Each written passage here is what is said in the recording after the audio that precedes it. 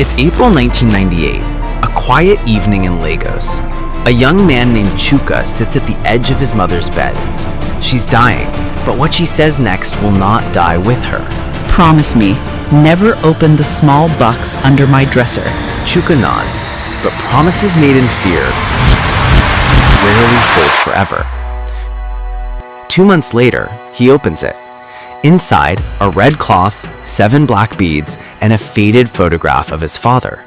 Nothing else, but the air in the room feels wrong, thick, as if something unseen just noticed. For most of his life, Chuka thought the strange patterns in his family were coincidences. The men die early, the women don't stay married. One child in every generation loses their mind. People whisper it's just bad luck. But bad luck doesn't follow bloodlines this precisely. Across the continent, in a village in Ghana, a researcher named Odwa is studying belief systems and inheritance. She's not superstitious, she's a scientist. But even her data begins to look supernatural. Patterns repeating across 4 or 5 generations. Families where illness, poverty, or madness don't just appear, they rotate. She finds an odd correlation. In almost every family with a recurring tragedy, there's mention of an ancestor who once consulted the spirits, a grandmother who made a vow, a father who visited the river.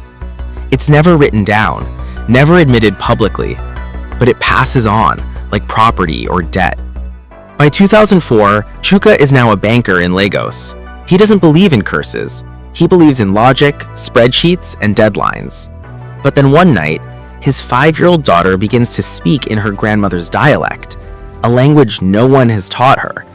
She says a name Chuka remembers from that old photograph. The next morning, the girl doesn't remember saying anything. Across the Atlantic, a Nigerian sociologist at King's College London is quietly compiling interviews about spiritual inheritance. She calls it intergenerational occultic continuity. She notes how families often normalize the presence of unexplained power, a mother's dreams that come true, an uncle's hand that heals, a father's business that always wins until someone else in the family prays too much. She writes, "The occult in families doesn't announce itself with rituals.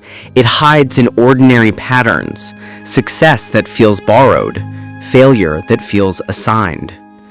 Meanwhile, in Chuka's home, small things begin to shift. The more he prays, the more his finances collapse. His daughter grows sick whenever he travels. His wife starts dreaming of the same old red cloth. He finally goes back to the village, seeking explanations. The oldest woman there recognizes his surname. She laughs, a sound that isn't kind. Your great-grandfather made a covenant. He asked for power. He offered the bloodline. You are just the latest payment. The sociologist continues her research. She finds that occultic systems and families often operate through exchange mechanisms, favors traded for future control. One generation makes a deal. Another generation pays the debt. She calls it spiritual economy, invisible transactions between ancestors and forces they can't fully command.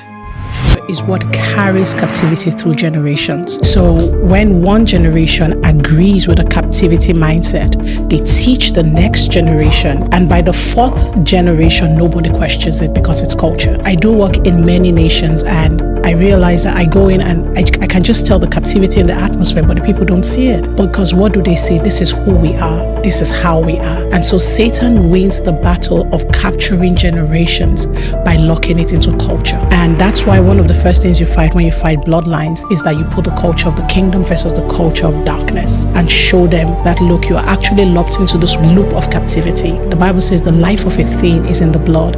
And Job was saying, in my mother's womb, I was fashioned in iniquity. And so you begin to realize that captivity doesn't begin from when you were born. Captivity begins from when you're being crafted. The key, she says, is secrecy. Because exposure ends the cycle. The occult survives only where silence holds.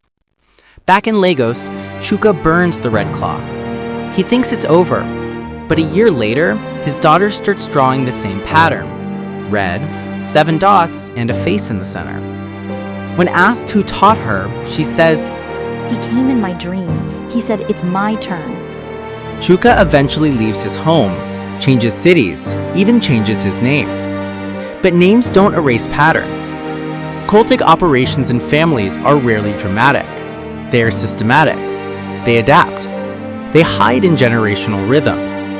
And maybe the scariest part is this: most people never notice until it's their turn to pay.